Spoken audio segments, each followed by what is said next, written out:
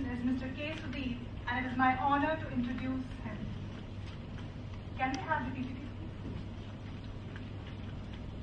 please? Mr. K. Sudeep has done his Masters in Human Resource Management and Postgraduate Diploma in International Business and Strategy from University of Amsterdam in the Netherlands.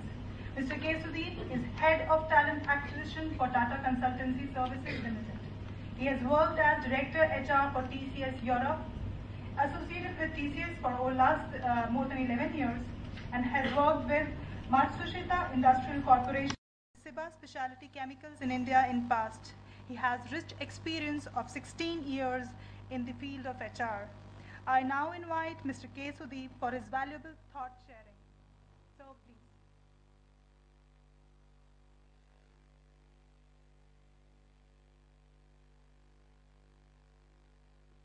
Good morning, and it's indeed an honor to be part of this wonderful summit. And thank you for having us here. And my regards to the dignitaries on the stage, off the stage, faculty, and all the fellow students. I think you have a fantastic list of speakers lined up for today, and I think one of the eminent you can ever have. So.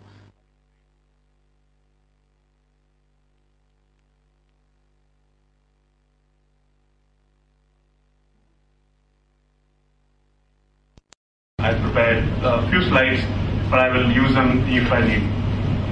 I think it's a pleasure to actually be part of the fraternity, because I started my career in 1995 in human resources, and from then it's been a fantastic journey.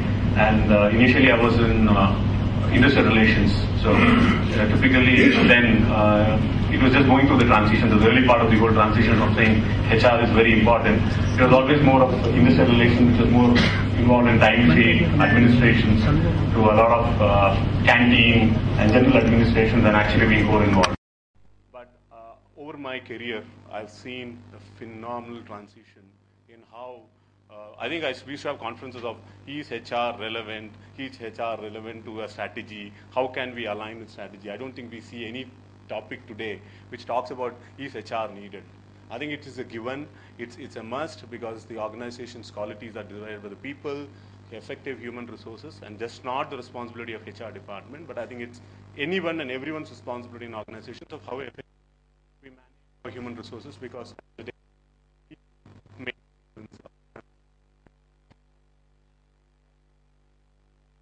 sell HR today, it's very much valued, and the way the business gives importance and involve all the way from the strategy planning, execution, feedback mechanisms are amazing.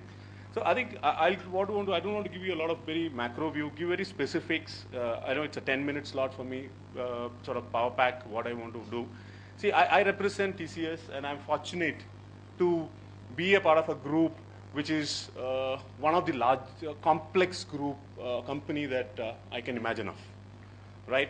I mean, just to give you scale, so just to give you a feel of the scale, I mean, 246,000 employees, right?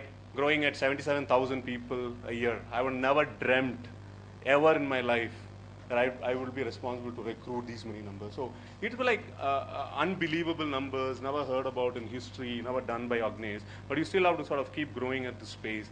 And you have to look, I mean, any of these numbers are so large, but sort of living day in, day out, you look at it trivia. We had 45,000 people from the campuses. We do 9,000 person years of training. And it goes on, how many hours of learning plans and so forth. So people are moving across, 27,000 people moving across the world. Anytime we feel 500 people from TCS are on the flight. So I mean, it is huge in terms of complexity, 103 people from different nationality. The whole thing is in terms of the very scale of the thing. Obviously, the business makes it even more complex, because technology is sort of evolving so fast. Every day, every few years, technology becomes redundant and a new technology comes in. And how do we keep pace with the whole thing, and how are we able to help the whole thing?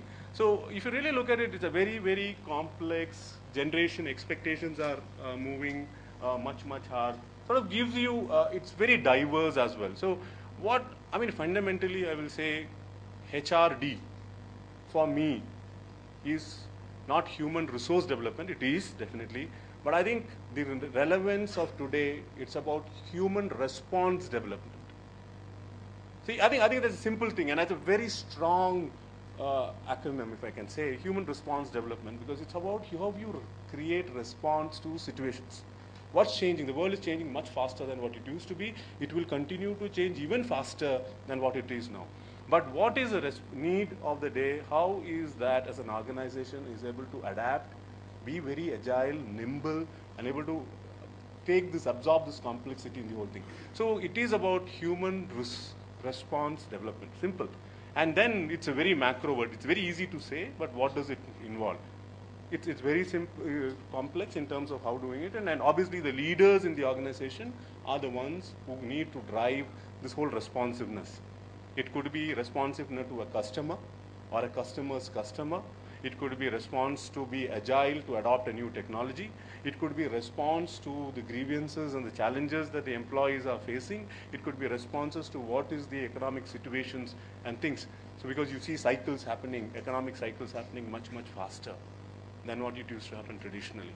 So you need to be able to very agile, nimble, how we are able to help people, again, unlearn and relearn in a much, much faster pace. So the responsiveness has a lot of those things. I don't mean to get into a lot of those details, but with the diversity sort of, it gets in things. And very important, the biggest challenge, all of us realize, and I think in an institution, all of us will more be relevant, the whole expectations of Gen Y. Because I mean, when I was a initial trainee, I was told, do this, no ask questions. I don't think it works. I think don't work at home. It doesn't work at college, so it doesn't work in the company, obviously, right? It's about how is that we are going to be engaging this Y who has a lot of expectations, who has a lot of expectation of instant gratification, right? And a company which is able to grow, has diversity, how are we able to continuously fuel this thirst of varied interest that they have and things. So some very snippets. The whole idea is, see, I think not being part of TCS, but at least being part of an organization which is having a very healthy growth and a very steady growth, there are some good things that I thought I will share with you in terms of some snippets. So if each of you have your own companies, you're going to be an enterprising hotel, I'll give you a few snippets in terms of what you could do and what we are trying to do in able to do it. And these are something very relevant we found very useful in a company like us. So I get, you can just give this data, is you can see 77% of TCS, almost 2/3 of is Gen Y. So our average age as a company with 246,000 is 27 years.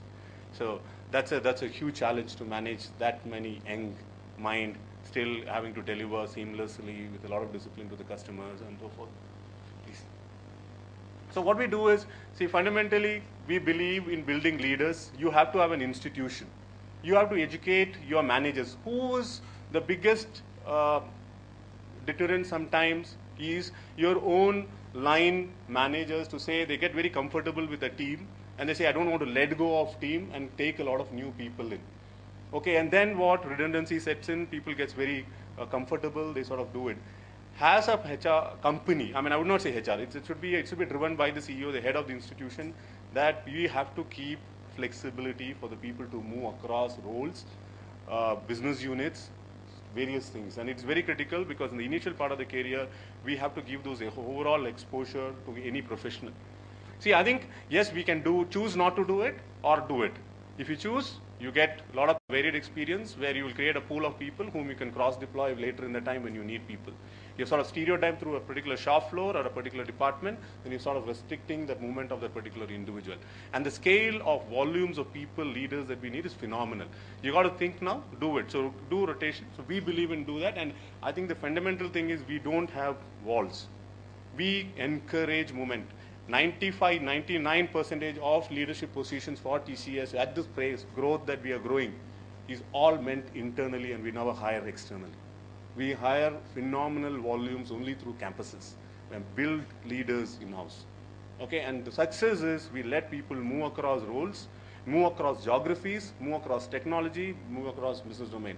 If a business manager say, if you take this person, the business is crash, you knew, the rules was clear, you have to release this particular person in 2 years' time, and you didn't plan, So you got to take the pain, we're moving out the person.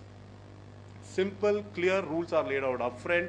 You are going to facilitate as long as the in-person has to show, individual also has to show. So the rules have to be very clear. Manager has to release a person in 2 years. You will get a role to an individual provided he or she has done personal time effort to be able to learn the new area that he or she wants to be. So what you're trying to do is you're trying to facilitate that, yes, you are an interest and you're trying to do that. So that becomes very critical, and if you sort of sustain that with the right exposure and sort of learning, you can build a lot of them. Then obviously you build around it another, obviously, ecosystem is saying that you are part of the problem, you're part of the solution. See, today everyone expects saying that, okay, the AC doesn't work in this room, so I think the mechanical team has to do it, or the administration team has to do it. I mean, you can't. You got to be agile, nimble. I represent the organization, I am part of the unit. I need to take responsibility for any problem. Like we do it in family, right? Your parents don't tell us to do what we do, we belong. So how do you bring in that belongingness and say, you got to do it, you have to do it, and how you do it? So very strongly saying that, see, okay, don't complain. You come back with a complaint, give me a solution. Because I'm asked, so you can't look up for answers. So which means you're pushing down the empowerment absolutely, but you got to create a culture to enable and facilitate this. And if that happens, then ownership happens, entrepreneurial skills are developed, people become more independent, they make decisions, they make mistakes, they learn from it, and they sort of evolve. Otherwise, it always happens that you keep looking up and you're looking for guidance. And obviously, the third thing, you got to actually sensitize your managers, because it's not anymore autocratic. You have to be a leader who can influence the group, who stands up a group and say they look up to him because, yes, that's maybe the right style of our work. I'll work because the way he gives directions, the way she gives directions, the way she is able to help me, competent, and those things. So obviously the learning has to complement the whole path. So sort of this is broad. I don't want to take a lot of time, but the whole agenda, just to summarize, I think it's about how are we as professionals, as organizations, able to create responses amongst our employees. As a business, so if we create responses amongst employees, we are subcomponents within a unit. We as an organization become nimble, agile, and very responsive. Two, we'll have to create a structure where you are able to give multiple exposures and not sort of get them out of the comfort zone and make it as a process to really move across people. So that's a very important. And these are very practical things on the ground that we do in organization. We believe in doing it. And third thing is you have to empower and ask them to take the ownership of the problem. And not saying that always give me a solution, I'll go and implement it. You have a problem, you are a troubleshooter, go fix the problem. So that way at the early part of the career, they learn to understand the overall problem, they develop the problem skills, they have to work with multiple stakeholders, they have to negotiate with them. Sort of it builds a lot more broader sort of an environment, and see how it can really make them much more stronger and independent individuals. And then obviously this whole thing grows. And obviously the traits are very important, and I don't want to go into details. I think there's a lot of great things done. So this is the broad per se summary, and I don't want to take steel time on the rest of the speakers who I'm sure will do. But I think this is the crux of the things that I wanted to at least leave, if I can, as messages to all of you as budding professionals and so forth. So relevant to you as being from the industry, being from academia, as each of you as students who have a great career. So thank you very much. It's wonderful to be here, wonderful to be a part of this great institute, interacting with all of you. So I wish you all, the program, a great success, and more important for the institute, a phenomenal success and a great events ahead. Thank you very much.